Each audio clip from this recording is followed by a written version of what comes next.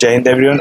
ये हमारा पार्ट 2 है हमारा ऑफ आवर फर्स्ट चैप्टर। तो हमने पहले पढ़ा कैसे मेसोपोटामिया सिविलाइजेशन बनी, उसमें अर्बनाइजेशन कैसे हुआ, ट्रेड कैसे हुआ, एग्रीकल्चर कैसे इम्प्रूव हुआ। जब इतनी सारी चीज़ें हो रही होती ना, तब आपको एक रिकॉर्ड रखना पड़ता है कि कौन सी चीज़ कब हो रही है, कैसे हो रही है, कितने टाइम पे हो रही है।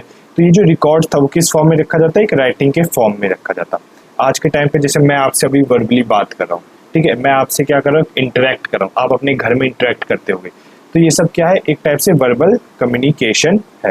राइटिंग भी एक टाइप से क्या थी? वर्बल कम्युनिकेशन थी, बट एक डिफरेंट फॉर्म में।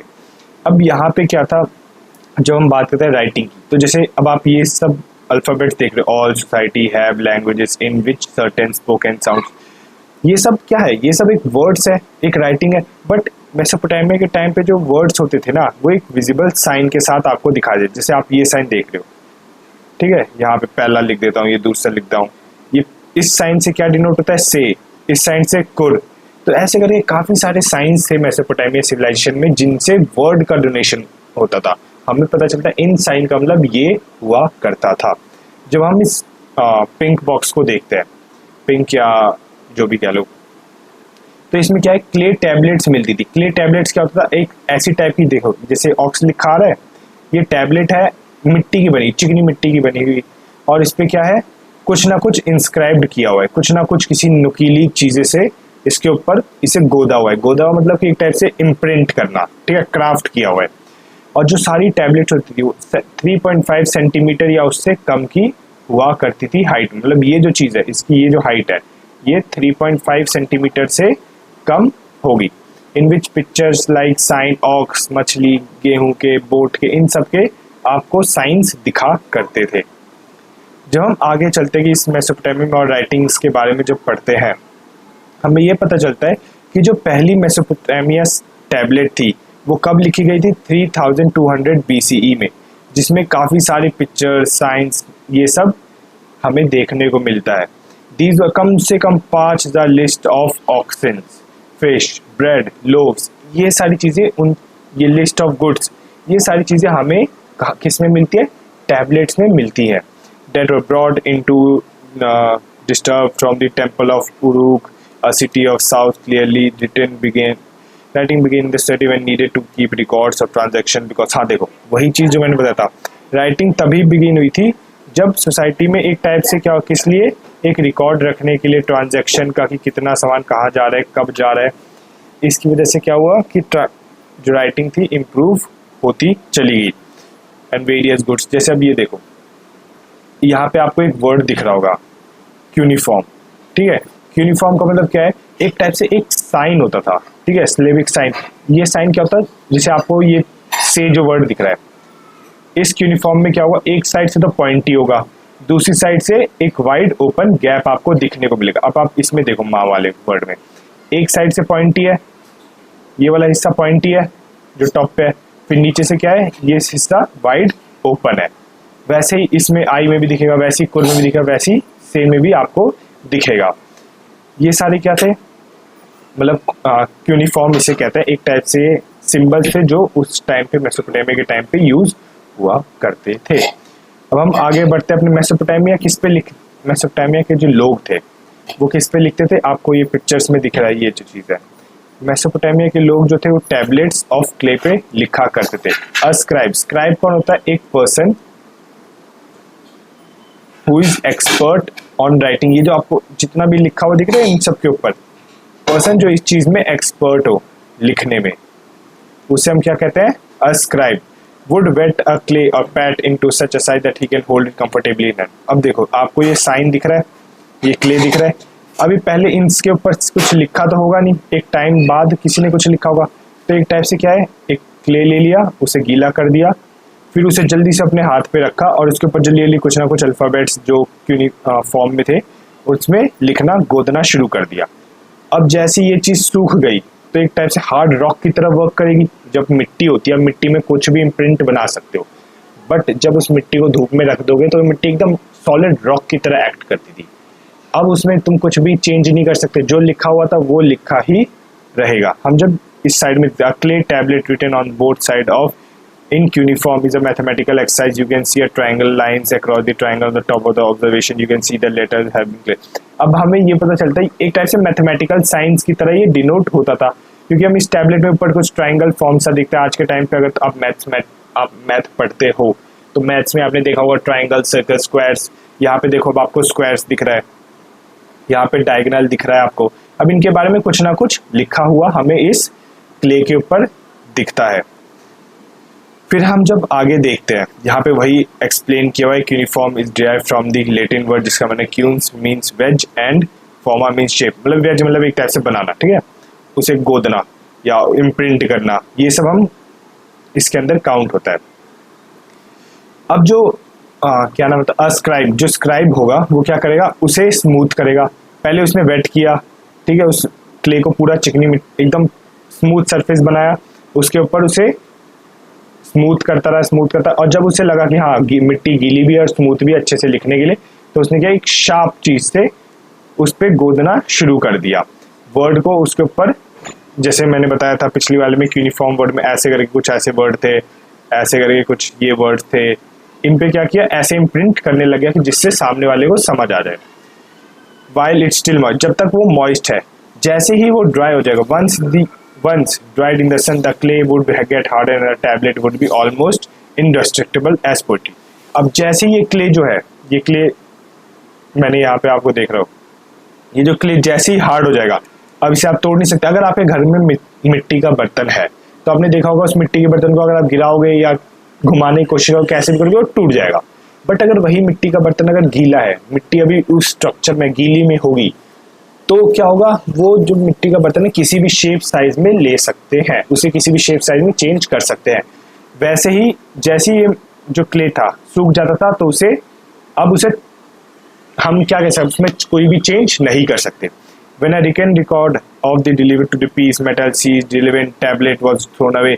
जैसे ही अब टैबलेट का काम क्या होता है, एक टाइप से मान लो तुम्हारी नोटबुक है, तुमने इस नोटबुक में, ये तुम्हारी नोटबुक है, नोटबुक में तुमने कुछ कुछ लिख दिया। अब जब नोटबुक भर गई या इस नोटबुक का काम खत्म हो गया, तुमने क्या किया, इस नोटबुक को रद्दी वाले को बेच दिया या अब इसे तुमने कबाड़ी में बेच दिया, जो भी।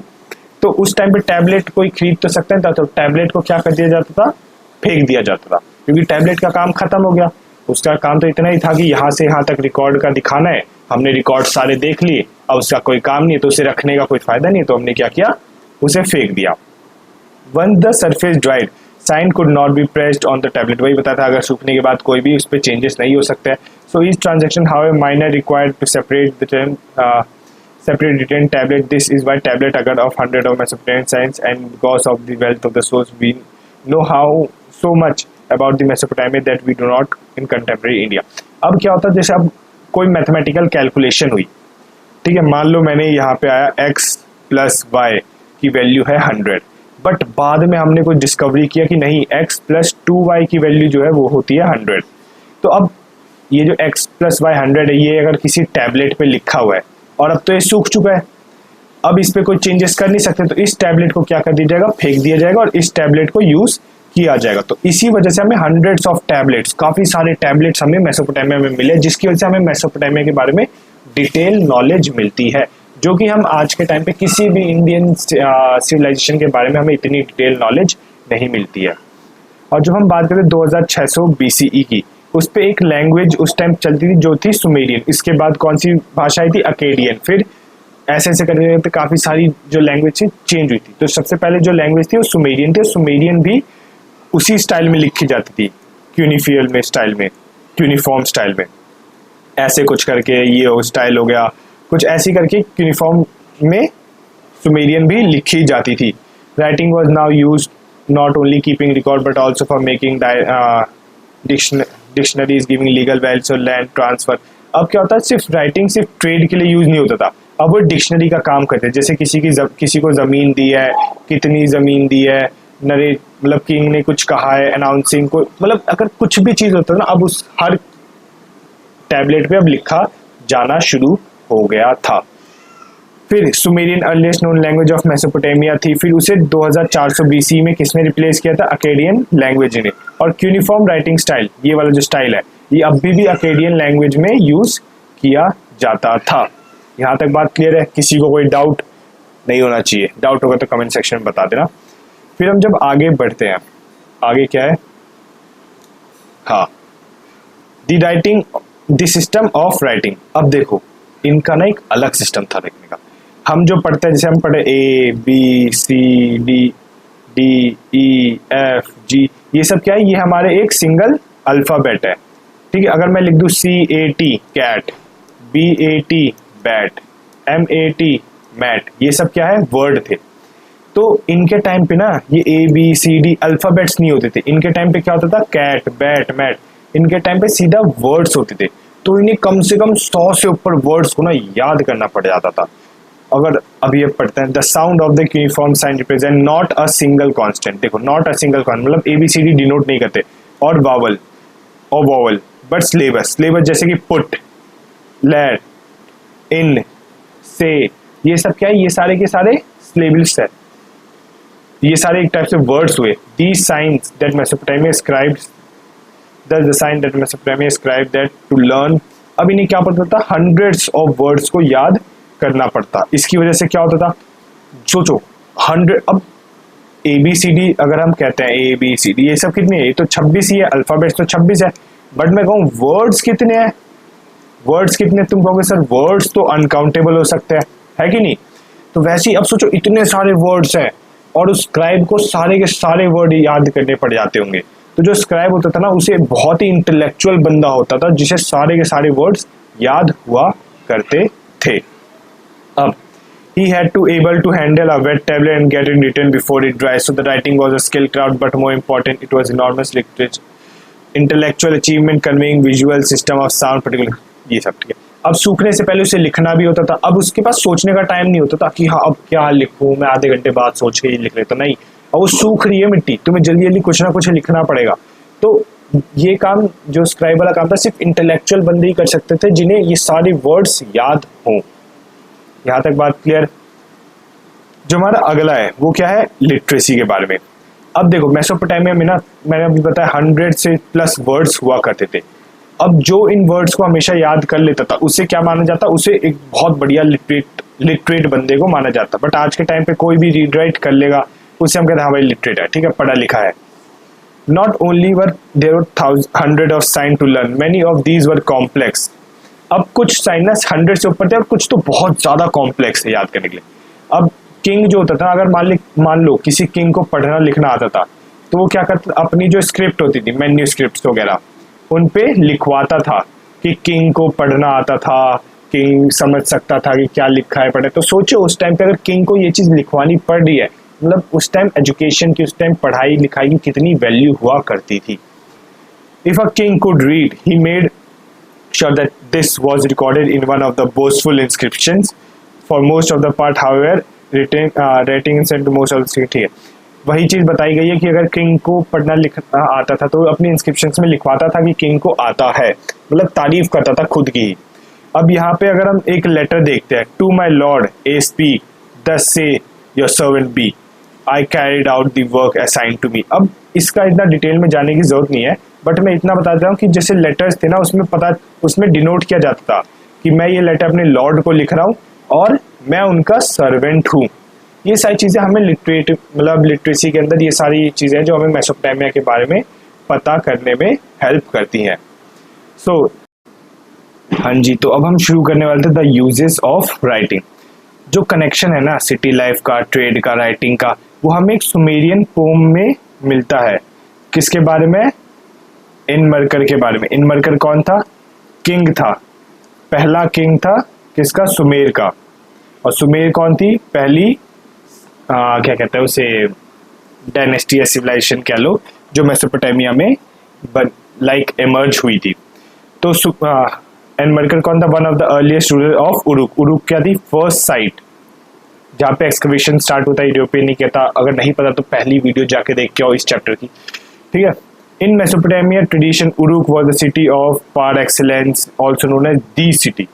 दी किसके पीछे लगाते हैं? जब कोई एक फेमस पर्सनैलिटी होगा, तुमने आर्टिकल पढ़ा है, कोई किसी चीज को स्पेसिफाई करना हो तो हम दी लगाते हैं। अब दी सिटी बोले मतलब उरुक इतना ज्यादा फेमस था कि उसे दी सिटी कहा जाता था। अब जो हम बात करते हैं पोम के बारे में, कि राइटिंग कैसे इंपॉर्टेंट हो गई थी उस टाइम पे। तो जो एनमरकर था, एनमरकर क्या था, अब एनमरकर किंग है, ठीक है, is associated with the organisation of first trade of Sumer. इसने क्या किया था, ट्रेड को शुरू किया था। अब ट्रेड इसने कैसे शुरू किया था, ये चीज, अब पुराने टाइम पे ट्रेड एकदम से शुरू नहीं हुआ था, वो भी कुछ ना कुछ चीजों की वजह से, कोई ना कोई सर्कमस्टेंस हुई है जिसकी वजह से ट्रेड को शुरू किया गया था। वही पोम में थोड़ा जो पोम है वही उसी को स्पेसिफाई किया हुआ है। In the early days the epic says, जो पोम है वो कहती है, trade was not known, Enmerkar wanted lapis lazuli. अब लेपिस लाजुली अगर तुमने वो पढ़ा था, मैंने वक्रा हेड पढ़ा था, उसमें उसकी जो आंखें थी, आंखें आईब्रोज, वो किससे बनी थी, लेपिस लाजुली से बनाई गई थी। ये क्या थे, प्रेशियस और भी टाइप लेपिस लाजुली और भी प्रेशियस जो स्टोन्स थे, मेटल थे, वो एनमरकर को चाहिए था। किस लिए चाहिए था, ब्यूटिफिकेशन, अपनी सिटी को ब्यूटिफाई करने के लिए। तो उसने अपने एक मैसेंजर था, उसका नाम क्या था, उसका नाम नहीं लिखा इसमें, ठीक है, उसने अपने मैसेंजर को कहाँ भेजा, अराटा भेजा। अराटा क्या है, एक दूर कहीं एक लैंड है, यहाँ पे लिखा हुआ है वेरी डिस्टेंट लैंड, कौन सी है, अराटा।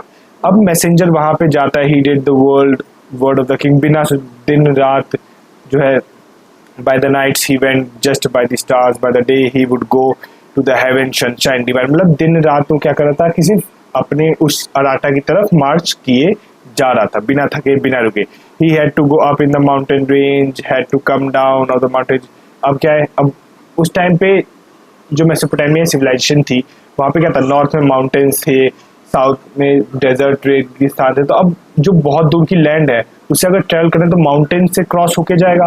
तो यही चीज बताई गई है कि उसे माउंटेन्स कभी ऊपर चढ़ना पड़ा था, कभी नीचे आना पड़ा था, इतना ज्यादा डिफिकल्टीज हो रही थी, उसे दिन रात चलते रहना पड़ रहा था। द पीपल ऑफ सूसा, एक सिटी उसे रास्ते मिली जिसका नाम क्या था, Susa. Below the mountain saluted him like a tiny mice, 5 mountain ages, 6 mountain ages, 7 mountain ages and he cross. जब हम बात करते हैं टाइनी माइस की, जो पोएट है ना, उसके कहने का मतलब ये है, the poet means that one of the messenger had climb to the great height, everything appeared small to the valley. अब वो इतनी ऊंचे पहाड़ों पे भी चढ़ गया था ना, कि अगर नीचे से देखने पे ना बहुत छोटा लग रहा था, बहुत छोटा। तो यहाँ पे क्या बताया गया, टाइनी माइस, जो बहुत छोटे छोटे चूहे नहीं होते एक टाइप से, माइस आज के टाइम में मुन्नी को ही कहता है। तो इतना ऊपर चढ़ गया था ना कि उस नीचे वाले लोगों को ना, वो जो मैसेंजर हमें बहुत छोटा था, तो मैसेंजर को नीचे वाले लोग बहुत छोटे दिखाई दे रहे थे। और जैसे तैसे करके वो जितने भी पहाड़ थे उन्हें क्रॉस करके क्या होता है, अपनी डेस्टिनेशन पे पहुंच जाता है। तो जैसे ही वो डेस्टिनेशन पहुंचता है, the messenger could not get the chief of Aratta to part with the lapis lazuli और सिल्वर। अब मैसेंजर कहता है कि हमारे ना जो किंग है, किंग का नाम क्या था, वो किंग का नाम था एनमरकर। एनमरकर को कहते थे कि हाँ, एनमरकर ने ना लेपिस लाजुली मांगी है, कुछ अपने प्रेशियस मेटल मांगे, तो हमें दे दो, मुझे जाना है। तो अराटा क्या कर देता है, अराटा उसे मना कर देता है कि अरे अच्छा, इतने आसानी से क्यों दूं मैं, और फिर उसे भगा देता है। And he had to make a long journey back. अब उसे मैसेंजर को वापस जाना पड़ता है, again and again carrying threat promises. अब यहाँ पे एनमरकर है, यहाँ पे अराटा है। एनमरकर ने अपने मैसेंजर को यहाँ भेजा, अराटा ने कहा मैं नहीं दूंगा और कुछ बोला। एनमरकर ने फिर वापस अपने मैसेंजर को भेजा, अराटा ने फिर कुछ बोला, फिर एनमरकर ने फिर कुछ बोला, अराटा ने फिर कुछ वापस बोला। तो मैसेंजर क्या है, बार बार एक कहते हैं ना ढोल की तरह, इधर से भी बज रहा था और उधर से भी बजाए जा रहा था। तो अब एनमरकर ने को एक टाइम पे इतना गुस्सा है, उसने कहा कि रुको, मैं तुम्हें लिख के देता हूँ। क्यों, अब क्या होता है मैसेजेस, अब तुम इतनी सारी चीजें तुम इधर से उधर लेके जा रहे हो, तुम कई बार क्या होता है कि तुम मैसेज को मिक्स करने लग जाते हो। तो एनमरकर ने कहा हाँ, एनमरकर ने कहा कि formed a clay tablet in hand and it wrote the word down. उसने क्या किया, जो वर्ड्स थे उन्हें लिख दिया उस क्ले के ऊपर। उसने कहा कि ये लो क्ले, इसमें मैंने कुछ लिख दिया है, ये जाके किसे पकड़ा दो, अराटा को, ठीक है, अराटा को ये क्ले पकड़ा दो। In those days he had no writing down words, ठीक है, he had been no writing, ठीक है। तो अब वो क्या कहता है, मैसेंजर होता है, वो क्ले लेके जाता है और किसे पकड़ा देता है, द रूलर ऑफ अराटा।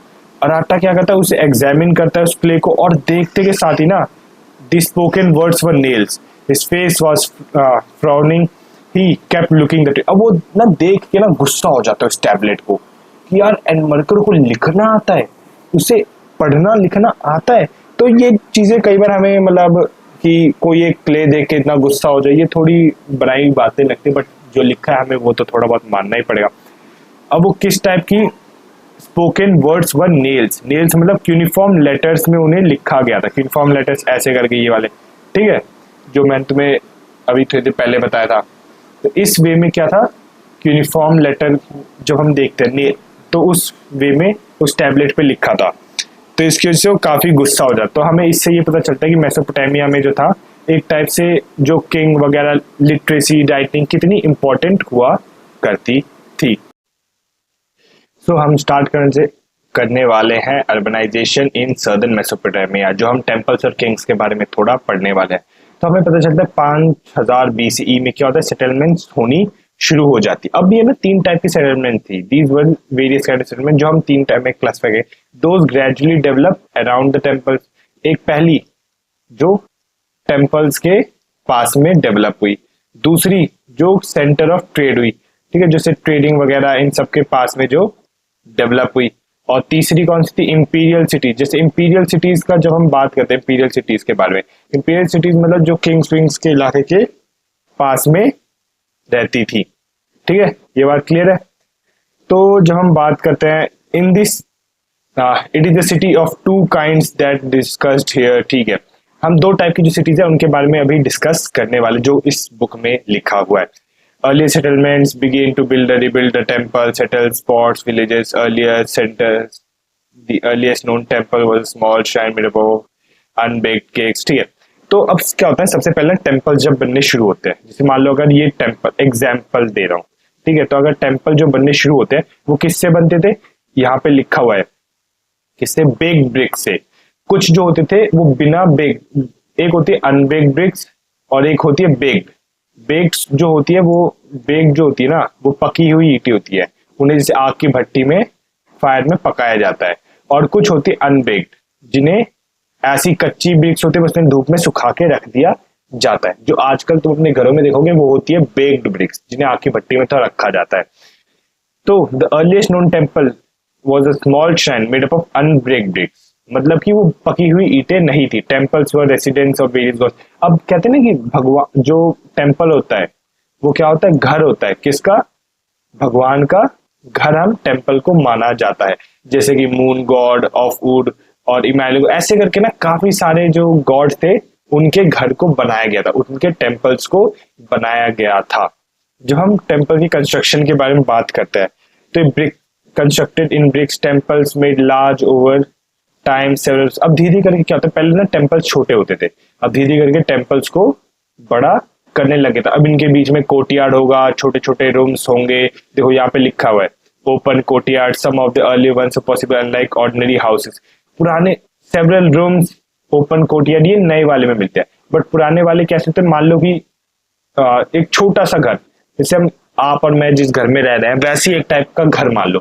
क्यों, क्योंकि टेम्पल भी तो भगवान का घर है ना, तो हम उसे आज से डिनोट, मतलब एक घर का स्ट्रक्चर हमें देखने को मिलता था पुराने टाइम में, फिर धीरे धीरे करके वो स्ट्रक्चर बड़ा हुआ, वहां कोर्टयार्ड बने, काफी सारे रूम्स बने हुए।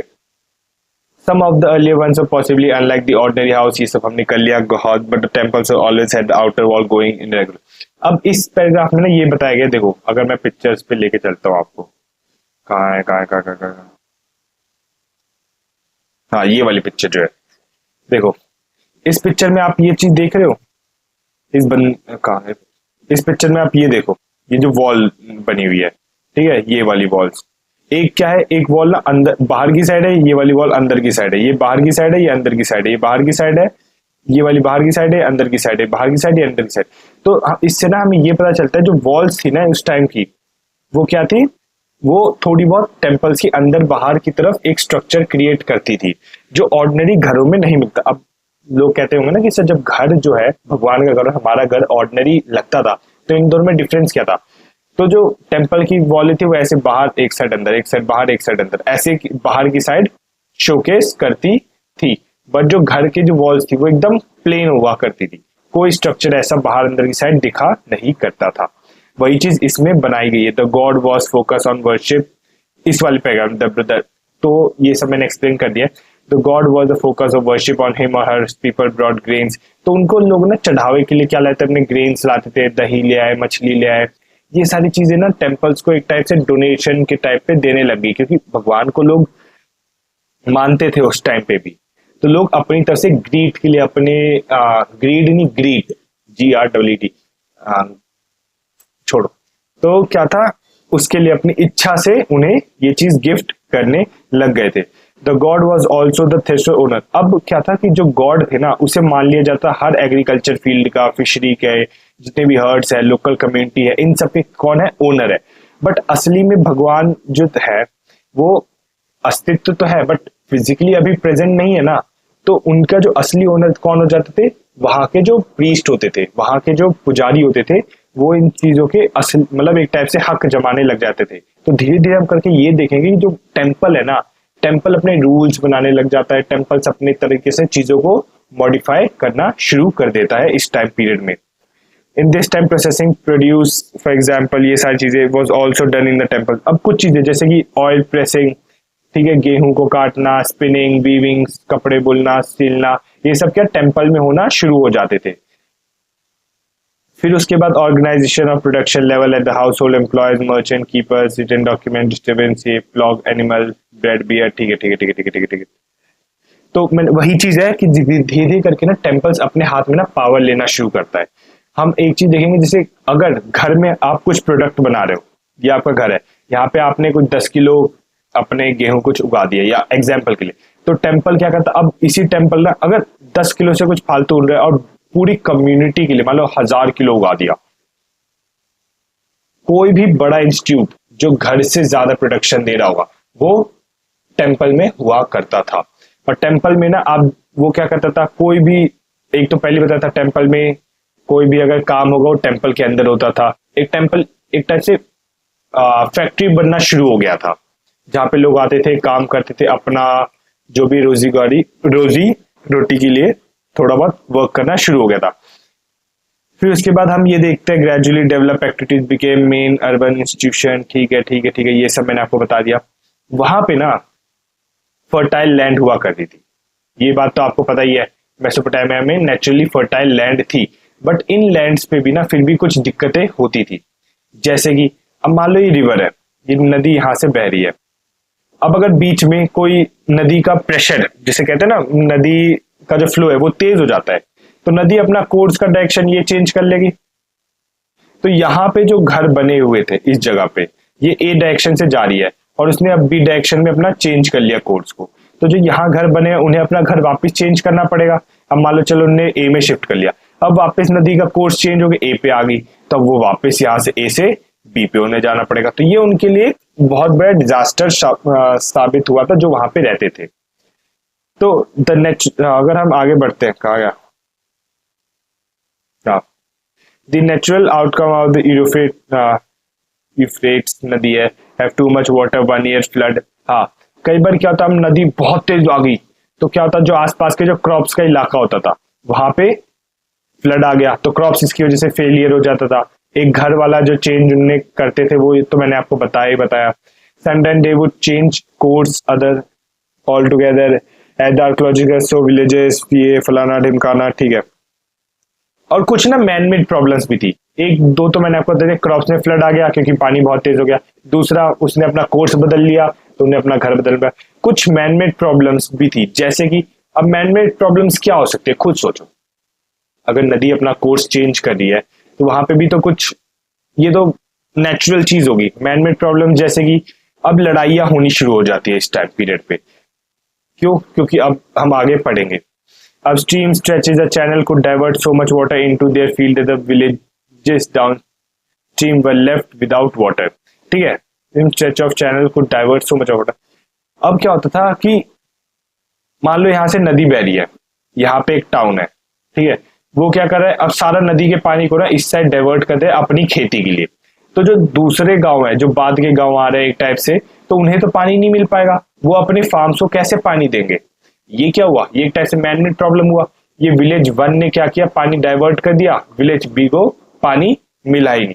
ये सारी क्या हुई, मैनमेड प्रॉब्लम्स। ऐसे अब धीरे करके क्या होता है, इन्हीं चीजों के ऊपर लड़ाई शुरू होती। आज भी अगर आप देखोगे अपनी लोकेलिटी में, पानी की वजह से आज भी लड़ाइयां होती है। तो पास से ही अब तक ये सारी लड़ाइयां चलती हुई आ रही थी। और ये तो पहली प्रॉब्लम थी। दूसरी क्या थी, they could neglect to clean the silt अब जब नदी चलती है ना तो अपने साथ क्या लेके आती है, सिल्ट लेके आती है, मलबा लेके आ गई, कुछ सैंड स्टोन्स ये सब लेके आ गई। अब मान लो नदी ऐसे चल रही है और यहाँ पे उसने क्या किया, डिपॉजिट करना शुरू कर दिया मोटे मोटे सिल्ट्स को, तो नदी क्या होगी, अपने स्ट्रीम्स को कोर्स को चेंज करने लग जाएगी। अब ये अगर जब तक रिमूव नहीं होगा तब तक नदी अपने वापस इस वाले पाथ पे आएगी नहीं, तो अपना डायरेक्शन क्या हुआ, चेंज कर लिया नदी ने। ये चीज अब उन्हें silt cleaning excuses from the stretch of the channel blocking the flow of water further down, so the early Mesopotamia countryside saw repeated conflicts over land and water. तो एक रेगुलर कॉन्फ्लिक्ट हमें देखने को मिलता है जमीन और पानी को लेकर। यहां तक किसी को डाउट नहीं है तो अच्छी बात है तो कमेंट सेक्शन में लिख दो जल्दी। When there was continuous warfare in a region, those chiefs who had been succeed in war could, अब देखो जब भी लड़ाई होती है, मान लो ए है और ये बी है, इनके बीच में क्या हुई, कोई भी कॉन्फ्लिक्ट हुई, तो ए क्या करेगा, ए अगर जीतता है और बी हार जाता है तो ए कहेगा चलो इस बी के सारे इलाके को जितना भी तबाह कर दो। तो बी का मान लो इतनी टेरिटरी है तो पूरा ए के जो भक्त होंगे वो बी की टेरिटरी को पूरा तबाह कर देंगे। और जब ए जीत जाता था तो ए क्या करता, कुछ डोनेशन, यहाँ पे लिखा हुआ है, कहाँ गया, victorious chief began to offer precious boots to the gods and thus beautify the community temple. ए वाले क्या करते थे, जैसे मान लो कि भगवान को कुछ चढ़ावा देते, अगर तुम्हारा कुछ अच्छा काम है तो तुम क्या करते, वो गॉड्स को अपना एक अच्छा खासा चढ़ावा देते, तो ए वही चीज करना शुरू कर देता है।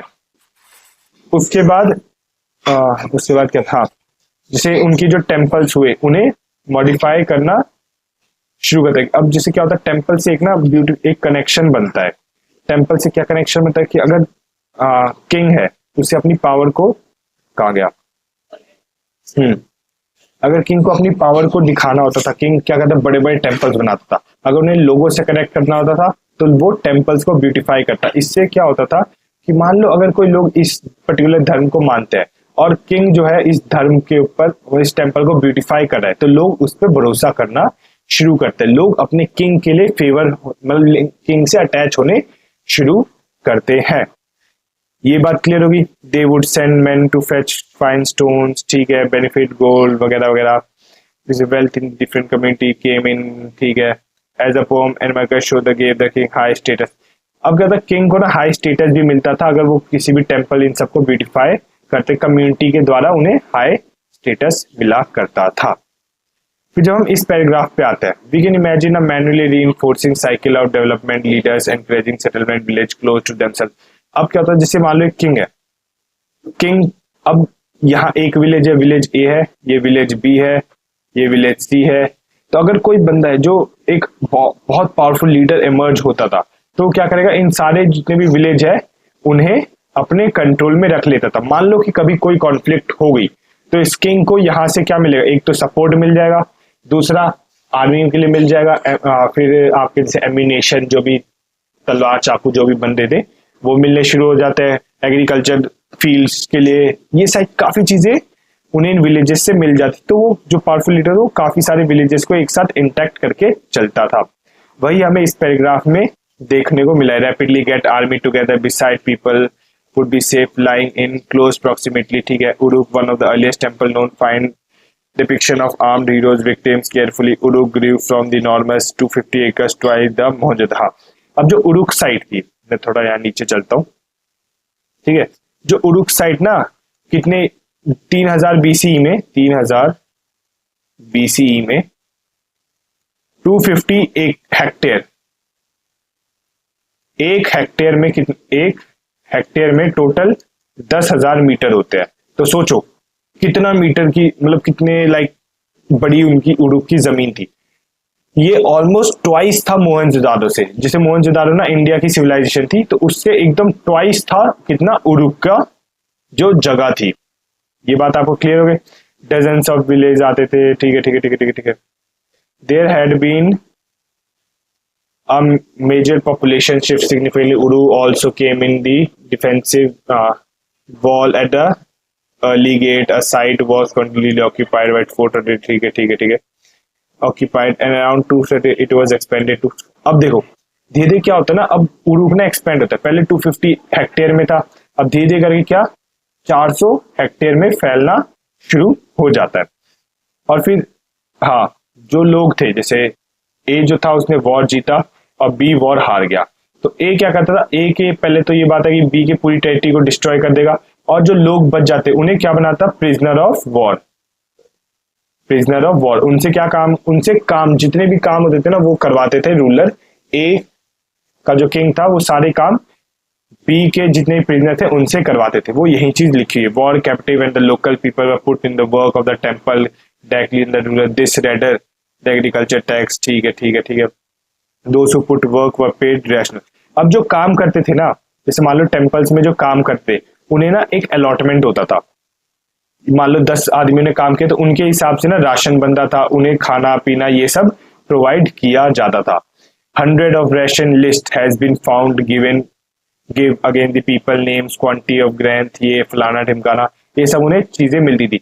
अब माना जाता था कि 1500 मैन टोटल 10 घंटे हर दिन के काम करते थे, तब जाके कोई टेम्पल 5 साल में बनता था। 5 years to build a temple। ये चीज इस वाले पैराग्राफ से आपको पता चलता है, यहाँ वाले ये।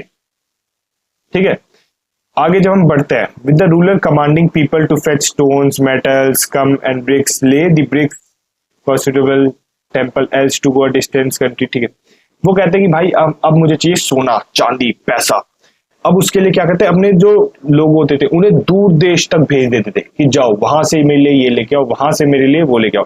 तो रूलर यही चीज करता, दूर दूर देश से जो उन्हें महंगी सामान होती, जो उनके यहाँ पे नहीं मिल रही थी, वो क्या करते बाहर से लेके आ जाते थे। अब हम देखते हैं इस टाइम पे ब्रॉन्ज टूल जो थे वो यूज में आते हैं। 3000 BC में ब्रॉन्ज टूल जो है इस्तेमाल में आते थे। अब वो इस्तेमाल में क्राफ्ट के लिए आ गए या अपने वेपन्स के लिए, ये सब ब्रॉन्ज टूल यूज होना शुरू होते थे।